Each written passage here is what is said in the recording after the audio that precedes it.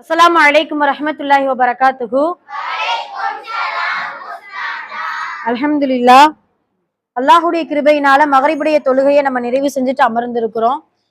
அல்லாஹ்விற்கே எல்லா புகழும். அல்லாஹு தாலா நம்மளுடைய தொழுகையையும் நாம் கேட்ட துஆக்களையும் நாம் செய்த நல்ல அமல்கள் அனைத்தையும் அல்லாஹ் கபூல் செய்து கொள்வானாக. ஆமீன். ஹைர், அல்ஹம்துலில்லாஹ். இன்னைக்கு ஒரு அழகான ஒரு நசீஹத்தை நான் சொல்லி கொடுக்க போறேன். மறுமையில அல்லாஹு தாலா எல்லாருக்குமே சொர்க்கம் கொடுக்கணும் அப்படிங்கிறது எல்லாருடைய ஒரு லட்சியமும் கூட ஒன்றுதான். அப்படிதானம்பா? நம்மளுடைய லட்சியம் என்ன? எப்படியாவது இந்த உலகத்துல நல்லமல் செஞ்சு அல்லாஹுடைய திருப்பொருத்தத்தை பெற்று அவனுடைய திருப்பொருத்தத்தை கொண்டு இன்ஷா அல்லாஹ் சொர்க்கம் செல்ல வேண்டும் அப்படிங்கிறது நமக்கான ஒரு ஆசையும் ஒரு லட்சியமும் கூட. அப்படிதான் லட்சியம் இருக்கணும் இன்ஷா அல்லாஹ். அந்த சொர்க்கத்துல கூட இப்ப உதாரணமா நமக்கு பிடிச்ச ஒரு இடத்துல பிடிச்சவங்களோட இருந்தா அது ஒரு சந்தோஷம் தானே. அது போல சொர்க்கம் என்பது எல்லாருக்குமே பிடிக்கும். அந்த சொர்க்கத்தில் கூட நமக்கு நம்மளுடைய நேசம் யார் மேல அதிகமா இருக்கணும் அப்படின்னா அல்லாஹ்வுக்கு அடுத்து அல்லாஹுடைய தூதரின் மேல நேசம் அதிகமா இருக்கணும். அப்ப நபி ஸல்லல்லாஹு அலைஹி வஸல்லம் அவர்களோடு சொர்க்கம் செல்லக்கூடிய பாக்கியத்தை பெற வேண்டுமா அப்படின்னு கேட்டா எல்லாருக்குமே அந்த பாக்கியம் வேணும். அப்படிதானப்பா? எல்லாருக்குமான ஒரு ஆசை ரசூல் ஸல்லல்லாஹு அலைஹி வஸல்லம் அவர்களோடு நம்ம என்ன செய்யணும்? இன்ஷா அல்லாஹ் சொர்க்கம் போகணும் அப்படின்னு சொல்லிட்டு அதுக்கு நாம என்ன செய்யணும் அப்படின்னு சொல்லும் பொழுது ஒரு 3 அமல் இன்னைக்கு நான் உங்களுக்கு சொல்லி கொடுக்க போறேன் இன்ஷா அல்லாஹ். இப்படித்தான் ஒரு சஹாபி ஒரு கேள்வி கேட்கிறாங்க. அது எப்படி கேட்கிறாங்கன்னா, அல்லாஹ்வுடைய தூதருக்கு ஹாதிம்கள் நிறைய, ஹாதிம்னா ஹித்மத் செய்யக்கூடியவங்க, பணியாட்கள். உதாரணமா உங்களை போல சின்ன பிள்ளைங்க, ஒரு 10 வயசு பையன் அனஸ் ரலியல்லாஹு அன்ஹு, எப்பயுமே அவங்களுடைய 10 வருஷம் ரசூலுல்லாஹ்வோடயே இருந்து அவங்களுக்கு ஹாதிமா இருந்திருக்கிறாங்க, ஹித்மத் பணிவிடை செய்யக்கூடிய வேலைகள் செஞ்சுட்டு இருந்திருக்கிறாங்க. அதுல ஒருத்தர் தான் ரபியா என்கின்ற ஒரு சிறுவர். ஒரு சின்ன வயசு, ஒரு 14 வயசு சிறுவர்னு வச்சுக்கிருவோமே.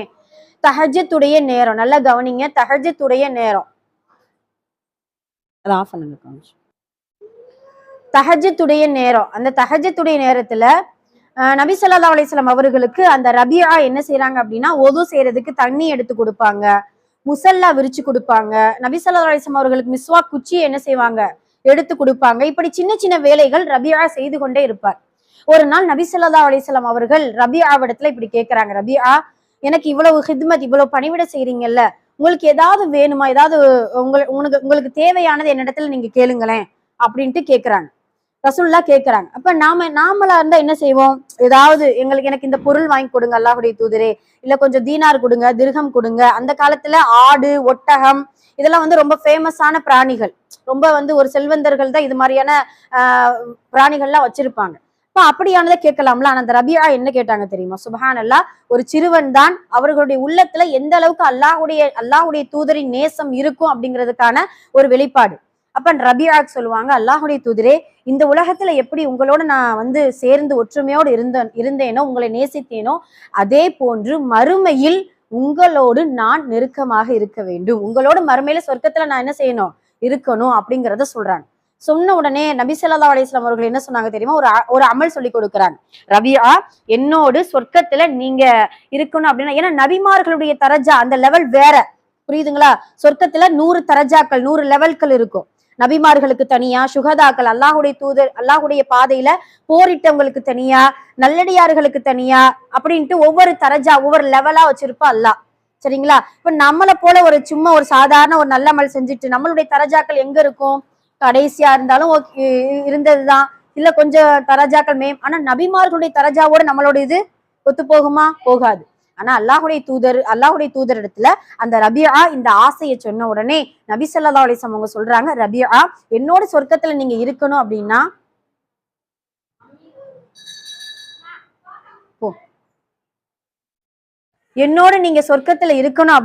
அதிகமாக சஜிதா செய்யுங்கள் அப்படிங்கறத சொல்றாங்க. என்ன அமல் சொல்லி கொடுக்குறாங்க? அதிகமாக சஜிதா செய்யுங்கள். சஜிதானா என்ன சொல்றாங்க ரசூலுல்லாஹ்? சும்மா சஜிதா செஞ்சுக்கிட்டே இருக்கிறத சொல்றாங்களா? கிடையாது. சஜிதா என்றால் தொழுகையை நீங்க என்ன செய்யுங்க? அதிகப்படுத்திக்கோங்க. அதிகமா தொழுகையில நீங்க கவனம் செலுத்துங்க. ஃபர்லு தொழுகைகள் தவிர்த்துட்டு சுன்னத், நஃபில், முஸ்தஹபான தொழுகைகள், நேர்ச்சையான தொழுகைகள், என்னென்ன தொழுகைகள் இருக்குதோ அந்த தொழுகையெல்லாம் நீங்க என்ன செஞ்சுக்கோங்க? அதிகப்படுத்துங்க. அதுதான் சஜிதாக்களை நீங்கள் அதிகப்படுத்தி கொண்டீர்களானால் அந்த சஜிதா, அதிகமான தொழுகை என்னோடு சொர்க்கத்துல உங்களை ஒன்று சேர்க்கும் அப்படிங்கிறத நபி ஸல்லல்லாஹு அலைஹி வஸல்லம் அவர்கள் சொல்றாங்க. சுப்ஹானல்லாஹ். அப்ப இந்த இடத்துல நம்மளுடைய தொழுகையை கொஞ்சம் யோசிச்சு பார்ப்போம். ஃபர்லு தொழுகையே ரொம்ப பெரிய பாரமா இருக்குது. அல்லாஹ் குர்ஆன்ல ரொம்ப கடினமான வார்த்தை சொல்வா, இன்னஹால கபீரா, அதாவது நிச்சயமாக அந்த தொழுகையானது யாருக்கு பாரமாக இருக்கும் அப்படின்னா லாலிமின் அநியாயக்காரர்களுக்கு தான் அந்த தொழுகை பாரமாக இருக்கும் அப்படிங்கிறத அல்லாஹு தாலா சொல்லி காட்டுவான். தொழுகை நமக்கு பாரமா இருக்குதானே, நல்லா பாதுகாக்கணும். சரிங்களா? முக்மின்களாக இருந்தால் தொழுகை நம்ம தொழுகக்கூடிய அந்த தொழுகை மேல ஈர்ப்பு வரணும், பாரம் வரக்கூடாது. என்னடா இது ஒரு 5 நிமிஷம் தான், 1 மணி நேரம் அல்லாஹ் தொலை சொல்லல. அப்படியெல்லாம் ஒரு டைம் ஃபிக்ஸ் பண்ணி இந்த தொழுகையில இவ்வளவு நேரம் தான் நீ தொழணும், இவ்வளவு வக்து தான் நீ இவ்வளவு ஆயத்துகள் தான் நீ ஓதணும், இந்த சூறாக்கள் தான் ஓதணும்னு நமக்கு ஒரு ஃபர்லா கிட்ட நம்மளுடைய நிலைமை என்ன? நாம ஓதுறதே குல் சூறாக்கள் தான் ஓதுவோம். அதை கூட ஓதி ஒரு 5 நிமிஷத்துல கூட தொழுகிறது கூட சிரமமாக்கப்பட்டிருக்கு நம்மளுக்கு. அப்படிதானப்பா? நல்லா பாதுகாக்கணும். அதனால ஃபர்லு தொழுகையில முக்கிய கவனம் செலுத்துங்க. அதோடு சுன்னத் நஃபில் தொழுகைகளையும் நீங்க இன்ஷா அல்லாஹ் கவனம் செலுத்துங்க. அதிகமான தொழுகை எங்க நமக்கு நம்மளுடைய தரஜாக்களை உயர்த்தி நபிமார்களோடு சொர்க்கத்துல பயணிக்கக்கூடிய பாக்கியத்தை கொடுக்கும் இன்ஷா அல்லாஹ். அதனால தொழுகையை நேசிங்க. தொழக்கூடிய அந்த நேரத்தையும் அந்த காலத்துல எல்லாம் தொழுகையை எதிர்பார்த்து உட்கார்ந்துருப்பாங்களாம். நாமெல்லாம் இப்ப என்னன்னா ஏண்டா பாங்க சொல்லிட்டாங்க அப்படிங்கிற மாதிரியான மனநிலையில நாம உட்கார்ந்துருக்கோம். நல்லா பாதுகாக்கணும். அதனால தொழுகைக்கு காத்து கொண்டிருக்கக்கூடிய நேரமெல்லாம் நம் மலக்குமார்கள் நமக்காக துவா செய்வாங்க இன்ஷா அல்லாஹ். அதனால தொழுகையை நம்ம விட்டுறவே கூடாது. இது முதல் அமல். 3 அமல் சொல்றேன்னு சொன்னேன் இல்லையா? சொர்க்கத்துல அல்லாஹுடைய தூதரோடு சேர்க்கக்கூடிய 3 அமல்ல ஒரு அமல் அதிகமாக சஜ்தா செய்வது. அதனால என்ன அர்த்தம்? அதிகமாக தொழுகையில் கவனம் செலுத்தி தொழுகுவது 1. 2வது, நபி ஸல்லல்லாஹு அலைஹி வஸல்லம் அவர்கள் மீது அதிகமாக ஸலவாத். இப்ப 1000 தடவை முஹம்மது ரசூல்லா அப்படின்ட்டு நிறைய சொல்லிட்டோம், ஆனா ஸலவாத்தே வரல வாயில இருந்து. சரி, கஞ்சன் உலகத்திலேயே ஆக மிக மோசமான கஞ்சன் யாரு? ரசூல் ஸல்லல்லாஹு அலைஹி வஸல்லம் அவர்களுடைய பெயரை கேட்டும் ஸலவாத் சொல்லாத மனிதர்கள். நல்லா பாதுகாக்கணும். அதனால இன்ஷா அல்லாஹ் ஸலவாத் சொல்வதற்கு நம்ம அதிகமா கத்துக்கிறணும். அது மட்டும் இல்லாம ஒரு நாளைக்கு சும்மா நபி ஸல்லல்லாஹு அலைஹி வஸல்லம் அவர்கள் பெயர் கேட்டா மட்டும் கிடையாது. நம்ம எப்படி ஒவ்வொரு ஃபர்லு தொழுகைக்கு பின்னாடி இஸ்திக்ஃபார் செய்கிறோமோ, அஸ்தக்ஃபிருல்லாஹல் அலீம் செய்கிறோமோ, அதே போல ஸலவாத் நம்மளுடைய மதரசாவில் மட்டும் ஓதுனா மட்டும் கிடையாது. மற்ற நாட்களையும் நம்ம என்ன செய்யணும்? மற்ற நேரங்களிலும் ஸலவாத்தை நீங்க அதிகப்படுத்திக்கோங்க இன்ஷா அல்லாஹ். உங்களுடைய உடம்புல ஏதாவது புண்ணு இருக்குதா, இல்ல ஏதாவது காய்ச்சல் அடிக்கிற மாதிரி இருக்குதா, ஸலவாத் ஓதி உள்ளங்கையில ஊதி அப்படியே அல்லாஹ் மீது தவக்குல் வைத்து தழுவி கொள்ளுங்கள். இன்ஷா அல்லாஹ் ஷிஃபாவாகும். இன்ஷா அல்லாஹ் அல்லாஹு தஆலா குணமளிப்பை கொடுப்பான் இன்ஷா அல்லாஹ். அதனால ஸலவாத்துக்கு அவ்வளவு மகிமைகள் இருக்குது. யார் அதிகமாக அல்லாஹுடைய தூதர் மீது ஸலவாத் சொல்கிறார்களோ கண்டிப்பாக அந்த ஸலவாத் நம்மள சொர்க்கத்துல ரசூல்லாவோட என்ன செஞ்சிடும்? இன்ஷா அல்லாஹ் சேர்த்து வச்சிடும். இது 2வது அமல். 3வது அமல், நபி ஸல்லல்லாஹு அலைஹி வஸல்லம் அவர்களுடைய சுன்னத்தை அதிகமாக பின்பற்றுவது. நீங்க இப்ப மஸ்னூன் துஆக்கள் படிக்கிறீங்க இல்லையா? அந்த மஸ்னூன் துஆக்கள் வரக்கூடிய எல்லாமே யார் சொல்லி கொடுத்தா? நபி ஸல்லல்லாஹு அலைஹி வஸல்லம் சொல்லி கொடுத்தது மட்டும் கிடையாது. அவங்க எப்பொழுதுமே, அதாவது தூங்கும்போது, தூங்கி எழுந்தவுடன், இந்த மாதிரி பாத்ரூம்குள் நுழையும் பொழுது, வெளியேறும் பொழுது என்னென்ன துஆக்கள் இருக்குதோ அது எல்லாமே நம்ம ஓத சுன்னத்தை கடைபிடித்த நன்மை நமக்கு கிடைக்கும் இன்ஷா அல்லாஹ். ஏன்னா அல்லாஹுடைய தூதர் உடையில கூட எப்படி உண்ணணும், எப்படி தூங்கணும், எப்படி உடை அணியணும், எப்படி செருப்பு அணியறது கூட அல்லாஹுடைய தூதர் சொல்லி கொடுத்திருக்காங்க இல்லையா? ஃபர்ஸ்ட் வலது பக்கத்துடைய செருப்பத்தை நம்ம என்ன செய்யணும்? போடணும். கலட்டும் போது எப்படி கலட்டுறோம் தெரியுமா? இடது கால் செருப்பை கலட்டிட்டு தான்.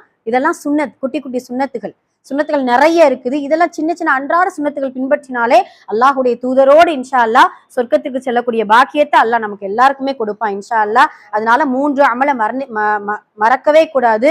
அதிகமாக சுஜூது செய்யுங்கள், அதாவது அதிகமாக தொழுங்கள், அதிகமாக ஸலவாத் ஓதுங்கள், அதிகமாக அல்லாஹுடைய தூதரின் வழியை சுன்னத்தை பின்பற்றுவோமையானால் வல்ல ரஹ்மான் இந்த 3 அமலை கொண்டு அல்லாஹு தாலா மறுமையில் சொர்க்கம் செல்லக்கூடிய பாக்கியத்தையும், சொர்க்கத்தில் அல்லாஹுடைய தூதரினோடு பயணிக்கக்கூடிய பாக்கியத்தையும் வல்ல ரஹ்மான் நம் அனைவருக்கும் தந்தல் புரிவானாக. ஆமீன். அகூலு கௌலி ஹாதா அஸ்தக்ஃபிருல்லாஹ் லனா வ லக்கும் வ ஆகிரு தஅவானா அல்ஹம்துலில்லாஹி ரப்பில் ஆலமீன். அஸ்ஸலாமு அலைக்கும் வ ரஹ்மத்துல்லாஹி வ பரகாத்துஹு.